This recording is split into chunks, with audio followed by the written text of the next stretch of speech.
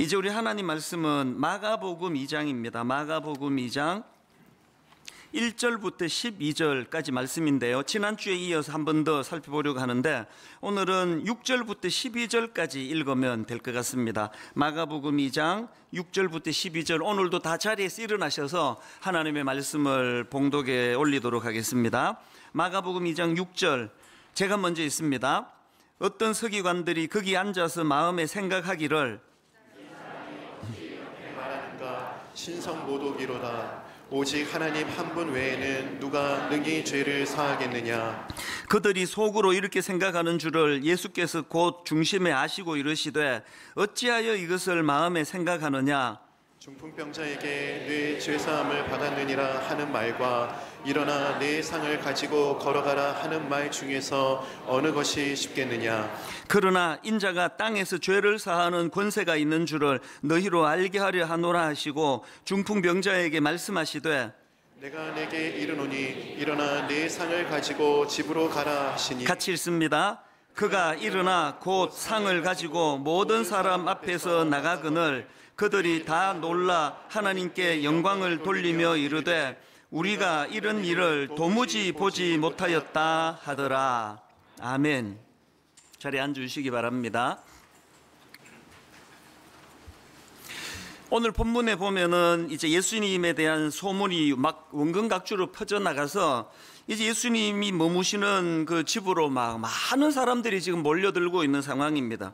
얼마나 많이 몰려왔는지 이제 더 이상 뭐 집 안으로는 들어갈 수도 없을 정도로 그렇게 인산인해를 이루고 있는데, 그 과정에서 이제 이 네 사람이 중풍병자 한 사람을 데리고 와서 도저히 그 집을 이제 뚫고 갈 수가 없으니까 지붕을 뚫고 들것으로 그렇게 예수님 앞으로 인도했다. 그리고 예수님은 그것을 무례함으로 받지 않으시고 귀한 믿음으로 보셔서 중풍병자를 고쳐주셨다. 그러니까 이런 요지의 말씀인데, 이제 지난주에 이제 한 부분을 살펴보았고요. 이제 오늘 다시 이제 본문을 가지고 말씀을 살펴보기로 한 거는, 이제 오늘 본문에서 우리 예수님과 관련한 두 가지 중요한 포인트를 좀 함께 나누고 싶어서였습니다. 이 중풍병자를 고치시는 예수님의 그 모습에서 저는 두 가지 진짜 중요한, 우리가 꼭 기억해야 될 사실을 발견하는데요. 첫째, 예수님은 우리의 치유자가 되신다는 사실입니다.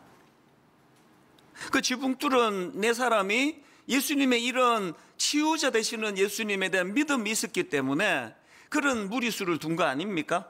그리고 결국 그들의 믿음이 어떤 열매를 가져왔습니까? 오늘 본문 맨 마지막 11절에 보니까 내가 너에게 이르노니 일어나 내 상을 가지고 집으로 가라 하시니, 그랬더니 12절입니다. 그가 일어나 곧 상을 가지고 모든 사람 앞에서 나가거늘. 그래서 결국은 이제 예수님은 이 중풍병자의 병을 고쳐주시는 치유자가 되신다는 확신에 찬 그 믿음이 이런 놀라운 기적을 만들어냈는데요.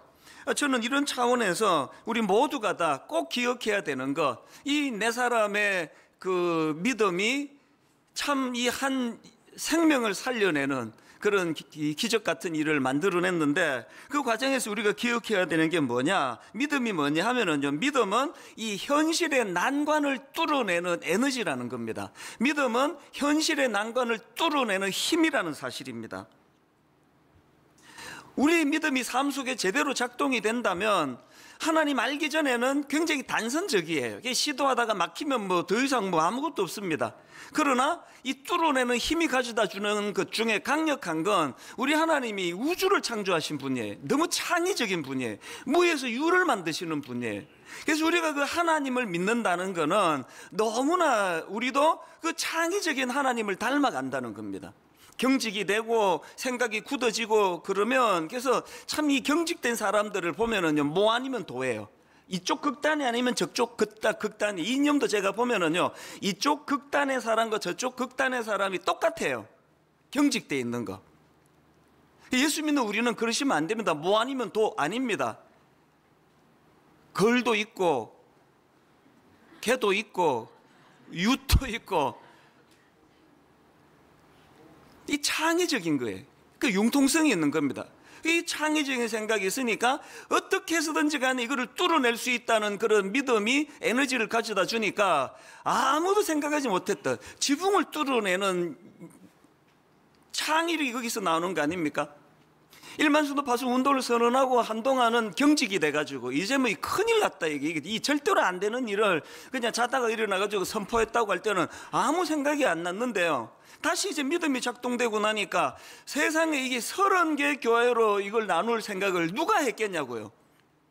제가 했는데 이거를 어떻게 하게 됐느냐고. 이게 창의적인 거 아닙니까?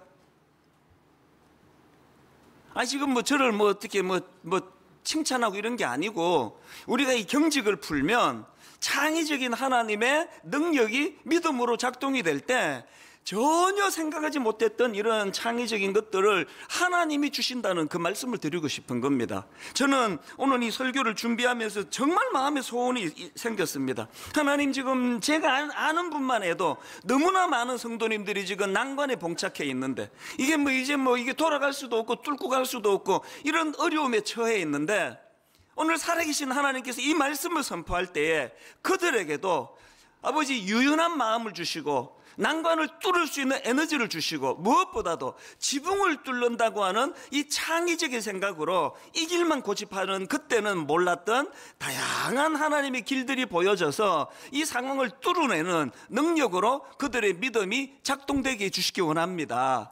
이런 마음의 소원을 가지고 이 말씀을 제가 준비를 한 거 아닙니까? 그러고 있는데요, 그 유튜브에서 우연히 찬양 하나를 막 뒤진 것도 아니에요.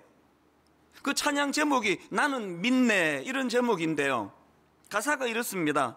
내게 허락하신 시련을 통해 나의 믿음 더욱 강하게 자라나고, 험한 산과 골짜기 지나는 동안 주께 더 가까이 나를 이끄시네. 막 이 시련을 뚫어내는 힘이 막 느껴지지 않습니까? 그 다음 가사가 이렇습니다. 내가 겪는 시험이 어렵고 힘겨워도 내 주님보다 크지 않네. 이게 뭐 얼마나 마음의 위로가 되는지 모르겠습니다. 내가 겪는 시험이 어렵고 힘겨워도 내 주님보다 크지 않네. 이 믿음이 작동이 되니까 이제 그 유연함이 나타나는데요, 그 창의적인 이 가사를 한번 보세요. 내 앞에 바다가 갈라지지 않으면 주가 나로 바다 위 걷게 하리. 그냥 이게 뭐 갈라지는 기적만 늘 바라고 있었는데, 이제 이 주님을 향한 믿음이 내게 유연함을 가져다 주니까 바다가 갈라지지 않으면 바다 위를 걷게 하는 하나님의 능력에 대한 확신이 생기는 거예요. 이 유연함 아닙니까? 사실 이걸 제가 불러야 은혜가 되는데요, 제가 이걸 막 부르면은 너무나 창의적으로 제멋대로 부를 것 같아서 내가 지금 절제하고 있습니다. 그래서 이제 오늘 이 예배가 마치면 모두가 다 이 찬양을 같이 부르면 은혜를 지금 나눌 계획을 갖고 있는데요, 이 선포를 하고 난 다음에 내 앞에 바다가 갈라지지 않으면 주가 나로 바다 위 걷게 하리, 이렇게 선포하고는 믿음을 선포합니다. 그 다음 가사를 보세요. 나는 믿네 주의 능력으로 내 삶 새롭게 하리. 나는 믿네 주의 능력으로 담대히 나아가리. 주와 함께 싸워 승리하리라. 날마다 믿음으로 나 살아가리. 오늘 여러분 그 4명의 동역자들의 그 선한 믿음의 도전으로 말미암아 그 중풍병자가 참 고침을 받아 주님이 치유자 되심을 그렇게 만방에 알릴 수 있었던 것처럼, 오늘 저와 여러분 앞에 가로막혀 있는 난관은 하나님보다 큰 거 아닙니다. 아무리 높은 장애물이 있다 할지라도 그 장애물보다 크신 하나님, 그 하나님을 향한 믿음이 일어날 때에 창의적이 되고 여유가 생겨서 그 믿음을 뚫어내는 살아있는 능력을 경험하게 되시기를 바랍니다. 이 4사람이 가진 믿음, 이 난관을 뚫는 이 열정, 또 포기하지 않는 믿음, 이런 걸 보면서 저도 사실 반성을 좀 많이 하고 있는 중입니다. 가끔 가다가 우리 젊은 목사님들한테서 제가 좀 꾸지람을 들을 때가 가끔씩 있습니다. 아주 부드럽게는 얘기하지만요, 막 글도 굉장히 조심스럽게는 하지만, 이찬수 목사님한테 아쉬운 게 하나 있습니다. 목사님의 10년 전 설교를 들어보고 개척한 지 얼마 안 됐을 때 설교를 들어보면은 너무나 그때는 열정이 있고 야성이 있고 전투력이 있고 그랬는데, 요새 목사님 설교를 들어보면은 옛날에 그런 열정이나 전투력이 잘 안 보입니다. 막 이렇게 막 저한테 이제 그 꾸지람을 하고 조언을 하는 젊은 목사님들이 가끔씩 있습니다. 그럼 내가 대놓고는 못하고 속으로 니도 나이 들어봐라, 뭐 이런 참 약한 생각을 하고 있지만요, 제가 이 본문을 가지고 이 네 사람의 지붕을 뚫는 그 열정을 제가 보면서 저도 하나님께 기도하는 겁니다. 아버지, 정말 뭐 나이 들었다 이런 핑계, 이제 목회한 30년 해가지고 뭐 그냥 관록은 생기고 설교를 더 아주 세련되게 하는 거는 옛날에 비해 가지고 세련되게 하는 설교는 더 좋아졌는지 모르지만, 아버지 40대 초반에 열정을 가지고 야성을 가지고 달려가던 그 믿음을 회복해 주시기를 원합니다. 이런 마음의 사모함이 제게도 있는 겁니다. 그러니까 이 설교자가 그냥 나는 다 이루었고 당신들이 문제야 이렇게 설교하는 거 옳은 설교가 아니에요. 설교하는 저나 여러분 모두가 약한 존재예요. 설교하는 저나 여러분 모두가 다 이 난관을 뚫을 힘이 없는 존재예요. 그래서 믿음이 필요한 거거든요. 우리가 이 찬양을 하나님 내게 주실 때, 내가 겪는 시험이 어렵고 힘겨워도, 나이가 들어갈수록 자신감이 없어지고 나이가 들어갈수록 그런 열정이 사라진다 할지라도, 내가 겪는 시험이 어렵고 힘겨워도 내 주님보다 크지 않네, 이 믿음이 다시 한번 우리 안에 이 전투력을 회복시켜주는 능력이 되는 줄로 믿으시기를 바랍니다. 참 하나님께서 저에게 배려를 많이 해주시는데요, 이런 설교를 쭉 준비하는데 불쑥 이제 한 달 전쯤이에요. 우리 교회 홈페이지에 완전 초신자예요. 어떤 초신자분이 올려주신 글 하나가 불쑥 또 올라가지고 제가 세상 그걸 다시 읽으면서 너무 마음에 감동이 됐습니다. 그 내용을 좀 읽어드리겠습니다.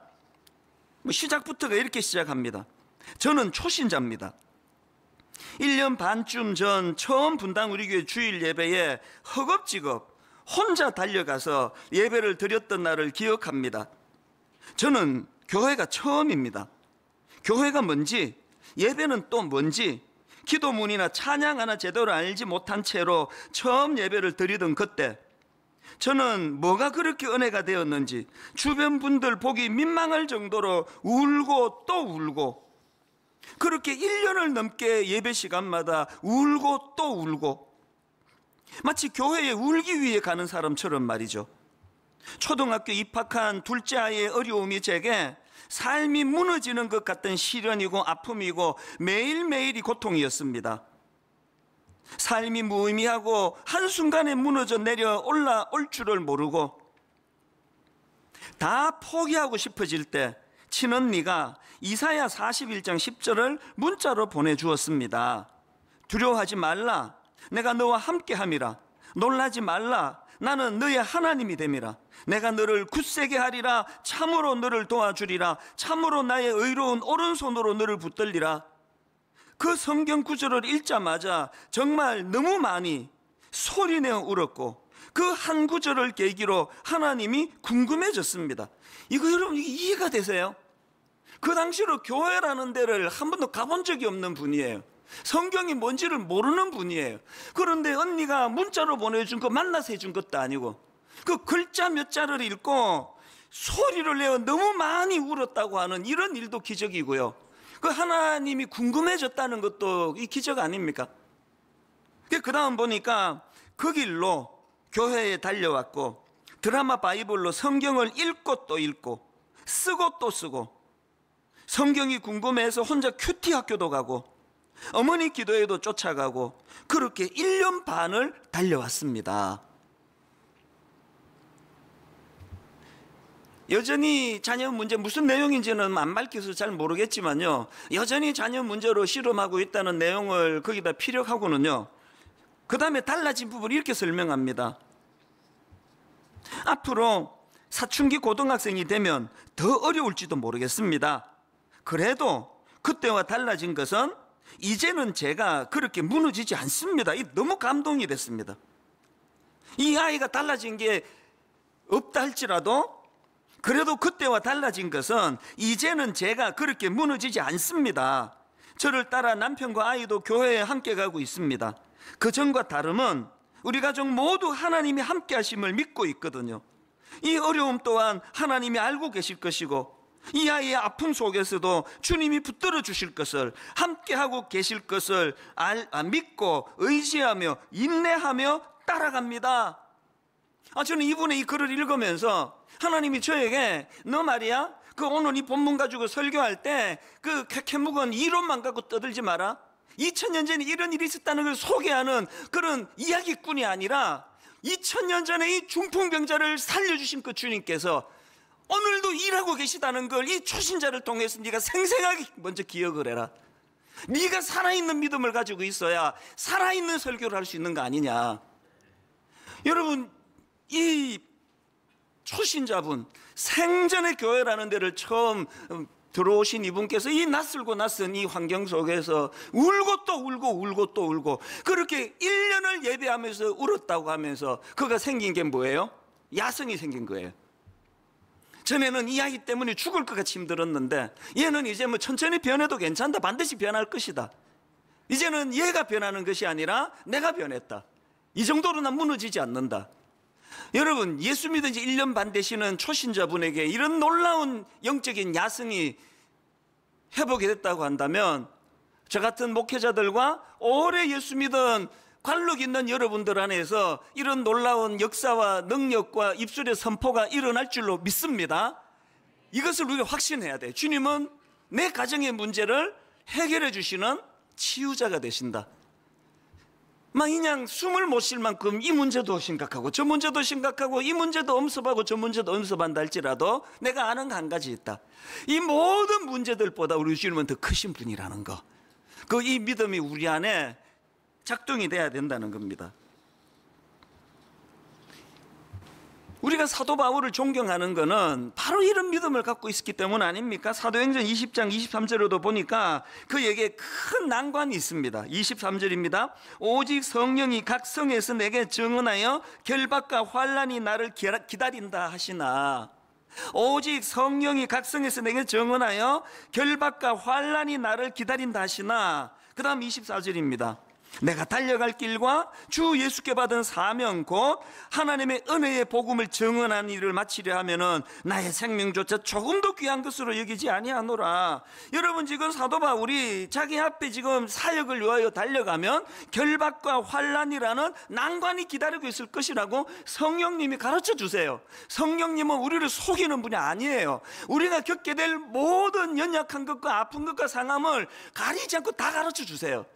근데 그것 때문에 위축되는 것이 아니라 그럼에도 불구하고 내가 달려갈 길이 있고 주님께 받은 사명이 있다 한다 할 때는 이런 난관 때문에 내가 주저하지 않겠다. 이게 믿음이거든요. 코로나19 가운데 위축된 이 상황 속에서 저와 여러분에게 이 믿음이 작동되기를 바랍니다. 지루한 코로나19가 지금 계속되고 있습니다. 겨울에는 이제 날 더워지면 없어질 거라 그러더니 5월달 들어와가지고 확진자가 더 늘었다는 기사를 제가 봤거든요.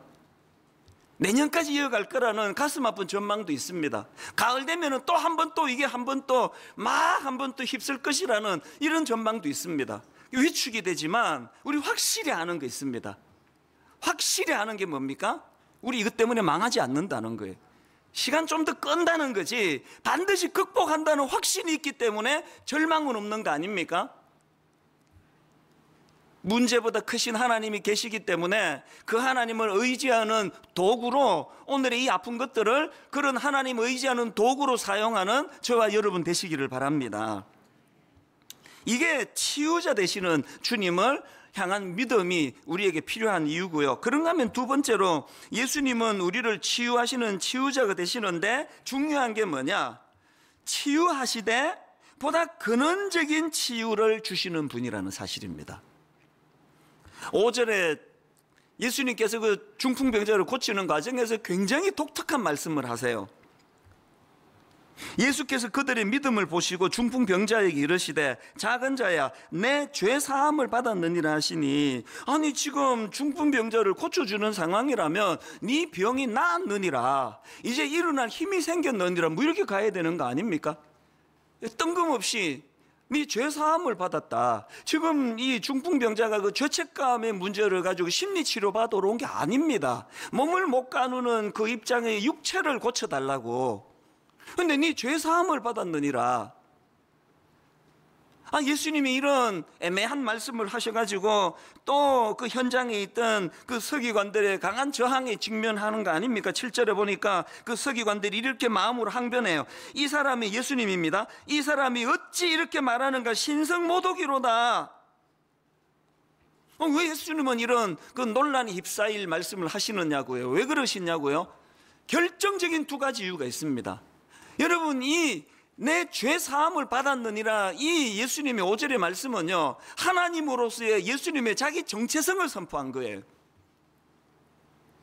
7절에서 뒷부분입니다. 이 사람이 어찌 이렇게 말하는가? 신성모독이로다. 오직 하나님 한 분 외에는 누가 능히 죄를 사하겠느냐? 그랬더니 10절에 주님의 반응입니다. 그러나 인자가 땅에서 죄를 사하는 권세가 있는 줄을 너희로 알게 하려 했다는 거예요. 다 알고 하신 거예요. 저항할 거 알고 하셨습니다. 그럼에도 불구하고 예수님은 의사의 정체성이 아닙니다. 하나님의 아들, 메시아, 그런 자기 정체성을 선포해야 되고, 우리는요, 교회 가가지고 병 나았어, 교회 가가지고 살림살이가 좋아졌어, 이러면 이 교회가 아니에요. 이 무속신앙입니다. 교회는요, 병이 나았어가 아니라 그 병을 고쳐주신 분이 예수 그리스도시라는 걸 선포하는 데가 교회예요.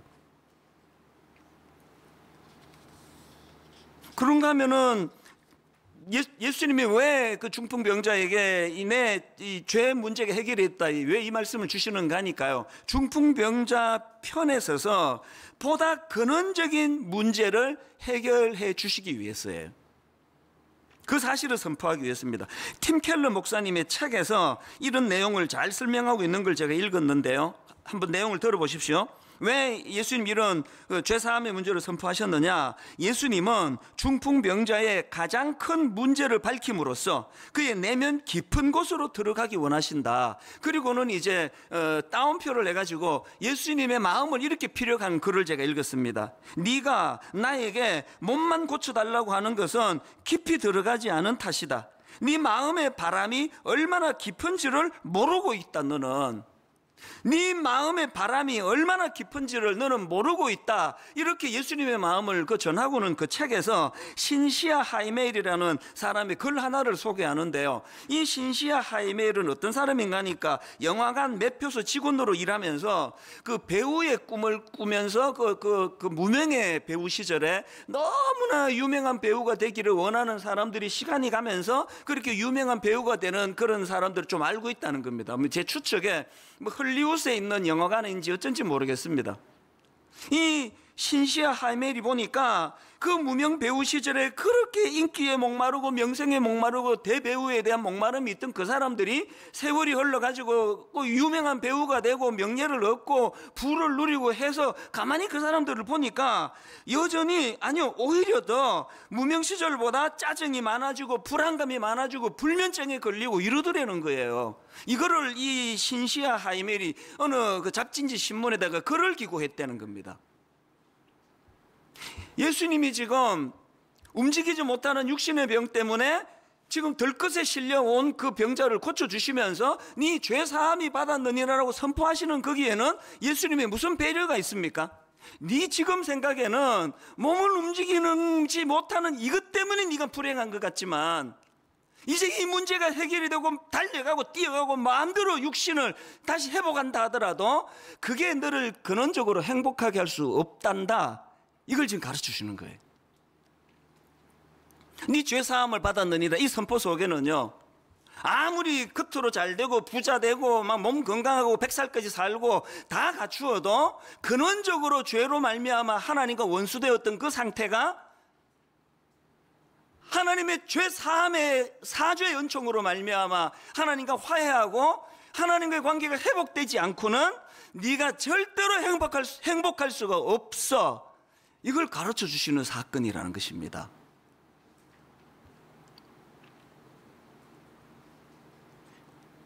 저는 결혼이 늦어졌잖아요. 너무너무 장가가고 싶은데 손을 보는 사람들마다 저를 안 좋아하니까 저는 장가를 못 갔기 때문에 늘 마음이 허전하고 뻥 뚫린 것 같고, 근데 잊혀지지가 않아요. 제가 그 청소년 사회 갈 때 애들하고 막 3박 4일 수련회 같이 뒹굴고 먹고 자고 하다가 맨 마지막에 교회 입구에서 이제 걔들 다 집으로 보내고 텅 빈 교회당에 막 죽을 것 같이 마음이 외로웠던 기억이 잊혀지지가 않아요. 너무너무 허전했는데요, 딱 장가가고 6개월 동안에 그게 없어졌어요. 애들 보내줘도 하나도 뭐 외롭지도 않고 그랬는데 조금 시간이 지나니까 이제 그분이 설교를 듣고 계시기 때문에 내가 너무 자세히는 설명을 못 드리는데요, 근원적인 외로움은 없어지지 않는 겁니다. 자녀가 없을 때는 또 그래서 그런 줄 알았습니다. 애를 셋이나 낳았는데도요, 북적북적 그냥 막 온 집이 시끌시끌한데도요 채워지지 않는 빈자리가 있습니다.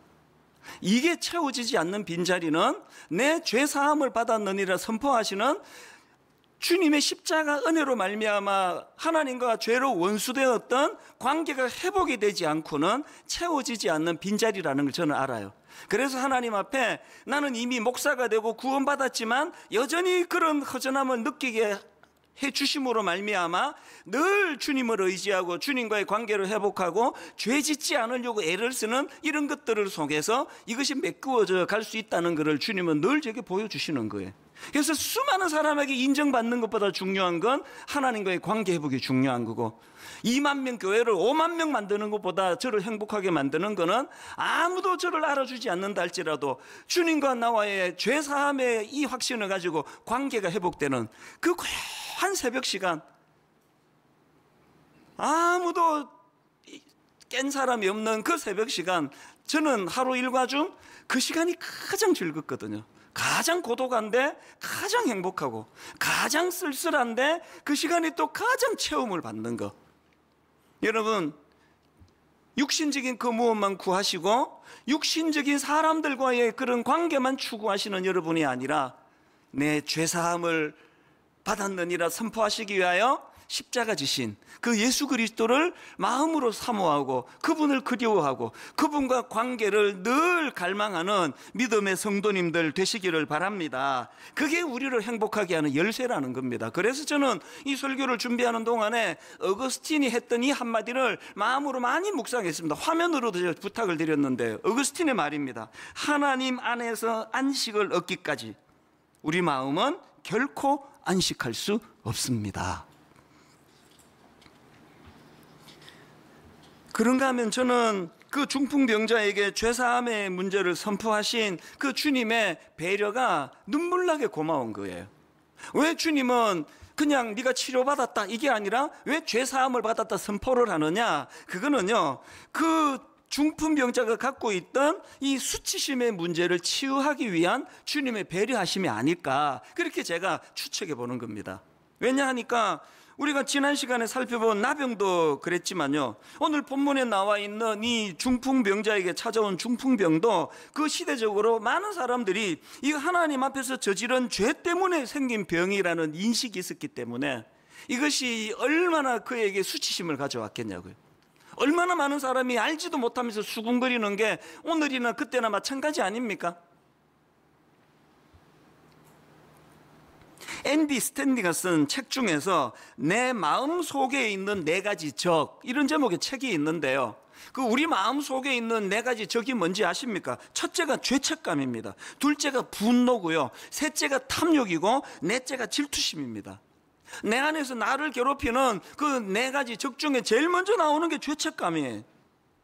그 중풍병자가 몸을 가누지 못하는 불편함도 자기를 불행하게 만들었지만 그 죄책감의 문제, 이게 죄 때문에 이런 일이 일어났다는데,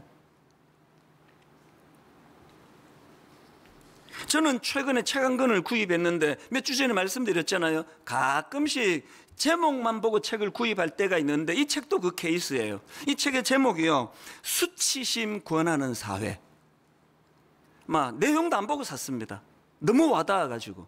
오늘 우리 시대는요, 수치심 권하는 사회예요. 제가 분당 우리 담임 목사로 슬픈 게 뭔지 아십니까? 뭐 어떤 사람들은요, 막 저를 망하기를 막 불꽃 같은 눈으로 지켜보는 느낌이에요. 막 예배 시간에 단어 하나 잘못 쓰면요, 막 바로 날라와요. 봐라, 이찬수 목사 말하는 꼴을 좀 봐라. 막 글 바로 날라옵니다. 수치심 권하는 사회, 이게 너무 와닿는 거예요. 요즘에 제 습관이요, 예배 마치고 나가자마자 물어요. 오늘 또 뭐 말 실수한 거 없냐고. 너무 슬퍼요. 저는 우리 아이들에게 시간 내가서 미안한 게 있습니다. 잘 키우려고 자극을 주느라고 한 게 오히려 이 아이들에게 수치심을 권하는 일은 없었는가, 이런 제 마음에 오늘 이 중풍병자를 향하신 그 네 죄사함을 받았다, 너 더 이상 이제 수치스러운 거 없다, 너무 위로가 되는 거예요. 최근에 우리 다락방 성경 공부를 제가 준비하면서 큰 은혜를 받은 거, 이거 이제 다락방에서 나누었지만 다락방 참석하지 않은 분들에게도 제가 좀 이걸 나누고 싶어서 한 주 내내 다시 묵상이 됐는데요. 여러분 솔로몬 아시잖아요. 겉으로는 막 2대 왕, 대단한 껍데기를 가지고 있지만 솔로몬에게 치명적인 출생의 비밀이 있습니다. 그리고 또 솔로몬 이름이 2개라는 거 혹시 여러분 아세요? 솔로몬의 아버지는 여러분이 다 아시다시피 다윗 왕이에요. 뭐 이건 다 아시는데, 그래? 뭐 이런 분이 계시면 뭐 저도 뭐 어떻게 도와드릴 수가 없습니다. 어지간한 분은 이 솔로몬의 아버지가 다윗이라는 거 다 아시는데요, 엄마가 누군지는 잘 모르세요. 솔로몬의 엄마가 누군가 하니까요, 그 밧세바라고 기억나시죠? 그 유부녀, 목욕하던 여자를 그만 이 다윗이 욕정이 끌어올라가지고 그 충성스러운 그 남편 자기 신하를 죽이고 그렇게 그냥 성적으로 죄를 짓게 만든 그 슬픈 스토리가, 그게 밧세바와 다윗의 이야기 아닙니까? 솔로몬은요, 욕정에 눈이 멀어가지고 한 가정을 파괴시키고 그렇게 얻은 아내가 솔로몬의 엄마입니다. 그러니까 여러분, 이 둘 사이에 둘째 아들로 태어난 이 솔로몬 입장에서 겉은 너무나 화려한 삶을 살고 있는데 그 마음에 어릴 때부터 그 수군그림, 저 사람이 그 엄마가 누군지 다 알지 않느냐고, 그 출생의 비밀, 이게 무슨 불륜 드라마에 나올 것 같은 그런 스토리를 갖고 태어난 사람이 솔로몬이거든요. 이게 솔로몬이 갖고 있는 아픔인가 하면은, 솔로몬의 이름이 두 개라는 거를 아는 분도 많지 않으세요.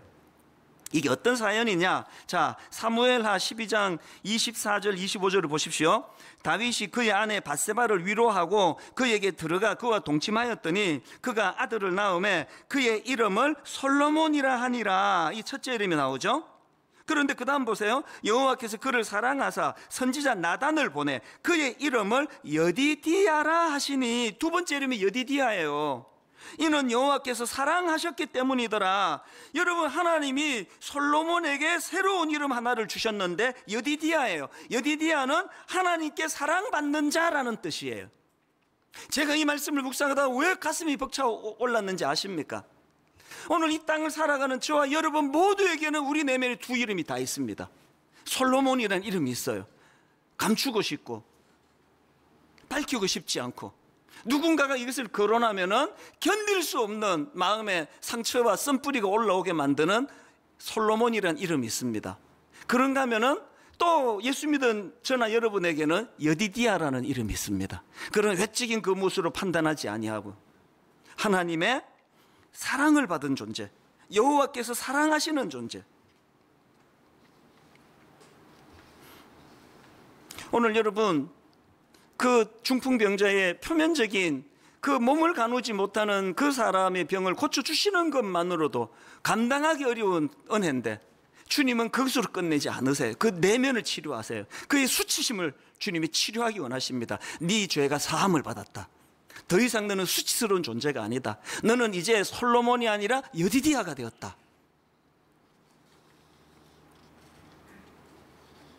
부끄럽지만 목회 30년 차인 제 내면에 여전히 솔로몬이 있습니다. 그리고 꽤 많은 사람들이 저의 솔로몬을 드러내고 고발하고 이찬수 목사가 얼마나 보잘것없는 인간인지를 증명해내려고 안간힘을 쓰는 분이 점점 많아지는 걸 느끼고 있습니다. 은혜가 뭔지 아세요?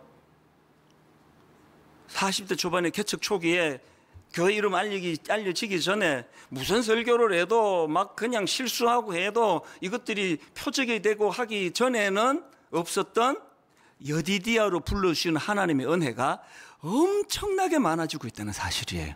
안 그러면 제가 어떻게 버티겠습니까?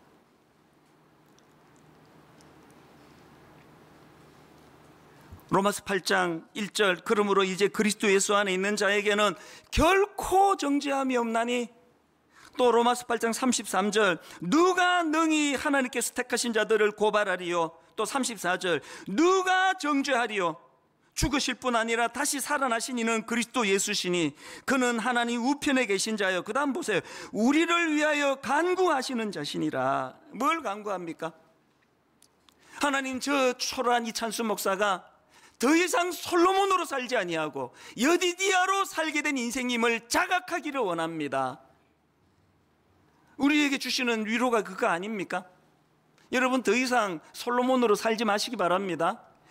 못된 것들이 여러분을 너는 솔로몬이야, 너는 솔로몬일 수밖에 없어 아무리 지적을 한다 할지라도 늘 성령 안에서 그분과의 교제가 일어나는 여러분은 아니야, 나는 이제 여디디아야, 나는 이제 솔로몬 아니야. 오늘의 결론을 성경 두 구절을 읽어드리고 마치려고 하는데요, 출애굽기 15장 26절입니다. 제가 두 가지 강조 중에 첫 번째가 여기에 해당됩니다. 이르시되 너희가 너희 하나님 나 여호와의 말을 들어 순종하고 내가 보기에 의를 행하며 내 계명에 귀를 기울이며 내 모든 규례를 지키면 내가 애굽 사람에게 내린 모든 질병 중 하나도 너희에게 내리지 아니하리니 이 선포를 기억하십시오. 나는 너희를 치료하는 여호와임이라. 나는 너희를 치료하는 여호와임이라. 무슨 일로 좌절하고 무슨 일로 이제 전의를 잃어버리셨는지 모르지만 여러분, 그 장애물 앞에서 주저앉아 있는 여러분을 이렇게 세우시는, 치료하시는 하나님이심을 믿으시기를 바랍니다. 그런가 하면 그 다음 성경 구절, 오늘 본문 마가복음 2장 5절입니다. 예수께서 그들의 믿음을 보시고 중풍병자에게 이르시되 작은 자야 내 죄 사함을 받았느니라 하시니, 아까 말로 표현하면 너는 이제 솔로몬이 아니라 여디디아가 되었노라고, 십자가를 통하여 내가 너를 여디디아 삼았노라고 하는, 급만 치유해 주시는 하나님이 아니라 오늘 우리 내면의 십자가를 통하여 내 상한 내면을 치유해 주시는 그 주님의 십자가를 의지하고 다시 한번 전의를 불태우며 도전 앞에 기꺼이 승리할 수 있는 그런 담대한 믿음 가지시기를 주님 이름으로 축원합니다.